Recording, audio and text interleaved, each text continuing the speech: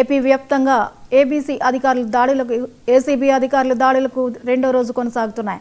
Sub registrar కార్యాలయాలపై ఫిర్యాదులు రావడంతో రంగంలోకి దిగిన అధికారులు పలు రికార్డులను పరిశీలిస్తున్నారు. నిన్న ఎన్టీఆర్ జిల్లాలోని ఇబ్రహీంపట్నం, ప్రకాశం జిల్లాలోని ఒంగోలు, విజయనగరం జిల్లాలోని భోగాపురం, సత్యసాయి జిల్లాలోని చిలమత్తూరులోని మొత్తం 120 సబ్ రిజిస్ట్రార్ కార్యాలయాల్లో సోదాలు చేసిన అధికారులు ఈవేళ మరికొన్ని జిల్లాల్లోని సబ్ రిజిస్ట్రార్ కార్యాలయాల్లో తనిఖీలు నిర్వహిస్తున్నారు.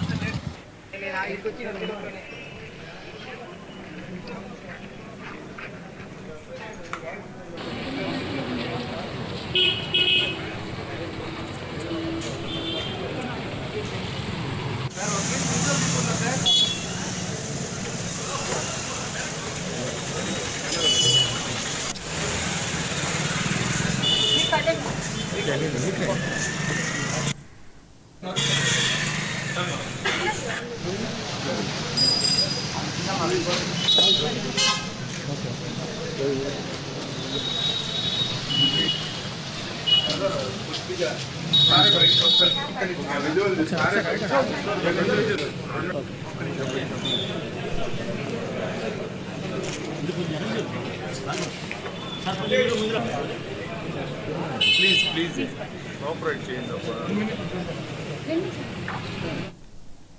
ఏపీ వ్యాప్తంగా ఏసీబీ అధికారుల దాడులకు రెండో రోజు కొనసాగుతున్నాయి. సబ్ రిజిస్ట్రార్ కార్యాలయాలపై ఫిర్యాదులు రావడంతో రంగంలోకి దిగిన అధికారులు పలు రికార్డులను పరిశీలిస్తున్నారు. నిన్న ఎన్టీఆర్ జిల్లాలోని ఇబ్రహీంపట్నం, ప్రకాశం జిల్లాలోని ఒంగోలు, విజయనగరం జిల్లాలోని భోగాపురం, సత్యసాయి జిల్లాలోని చిలమత్తూరులోని మొత్తం 120 సబ్ రిజిస్ట్రార్ కార్యాలయాల్లో సోదాలు చేశారు అధికారులు. ఈవేళ మరికొన్ని జిల్లాల్లోని సబ్ రిజిస్ట్రార్ కార్యాలయాల్లో తనిఖీలు నిర్వహిస్తున్నారు.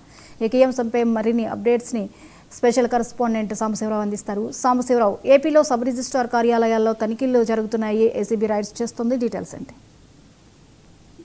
జ్యోతి, మనం చూసుకున్నట్లయితే ఆంధ్రప్రదేశ్ వ్యాప్తంగా కూడా నిన్నటి నుంచి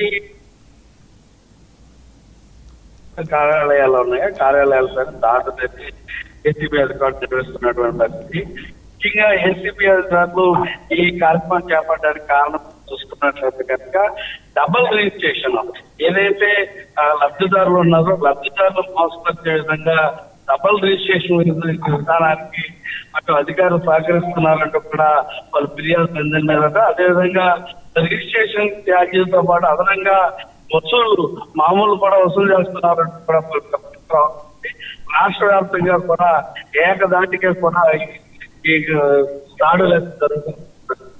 ఏసీబీ అధికారులు కూడా ఇప్పటి వరకు కూడా 12 కేసులు కూడా నమోదు చేసినట్టు కూడా రాష్ట్ర వ్యాప్తంగా కూడా రావడం జరిగింది. కొన్ని చోట్ల అయితే ఏసీబీ అధికారులు వస్తున్నారు చూసుకుని పై ఫ్లోర్ నుంచి అంటే 2వ అంతస్తు 3వ అంతస్తులో ఉండేటువంటి ఆఫీస్ నుంచి డబ్బులు బయటకు గిరాటేసిన సంగతి కూడా మనం చూస్తున్నట్టు.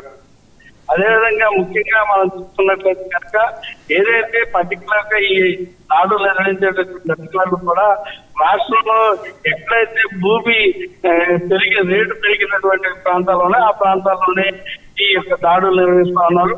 అక్కడ అధికారులు చేస్తున్నటువంటి తప్పుదారులపైన ఇప్పటికే వారికి కొంత సమాచారం ఉంటుందంటే ఆ సమాచారానికి తగ్గట్టుగా వీరు సోదాలు కూడా నిర్వహిస్తూ పలు ఫైల్స్ అయితే కూడా వాళ్ళు వెళ్తే తెలుస్తున్నటువంటి పరిస్థితి.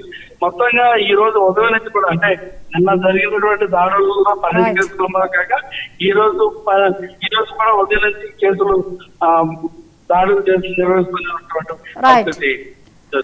Thank you Sambasivarao.